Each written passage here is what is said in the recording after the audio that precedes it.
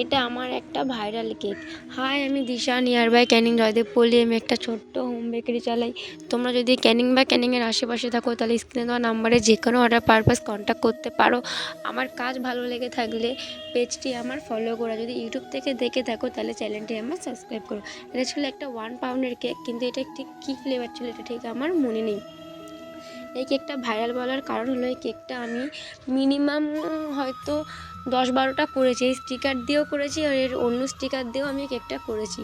আমি যেদিন থেকে কেক বানানো আর কি স্টার্ট করি এই কেকটা, তারপর থেকেই আমার কাছ থেকে প্রচুর পরিমাণে এই কেকটার অর্ডার হয়। যখন আমি আগে ভিডিও করতাম না তখন আমি এই কেকটা করেছিলাম। আর এই কেকটা তো করেছি পুরো সেম টু সেম। এই কেকটা আমি আগেও একটা করেছিলাম, শুধু ওখানে একটা অন্য স্টিকার ছিল আর এখানে একটা অন্য স্টিকার। এই কেকটা আমার করতে ভীষণ ভালোও লাগে।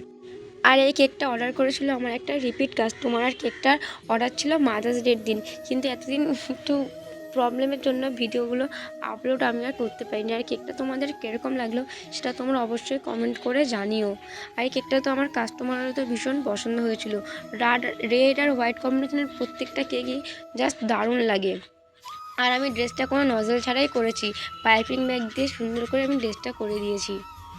ভুল ত্রুটি হলে মার্জনীয়। রাধে রাধে।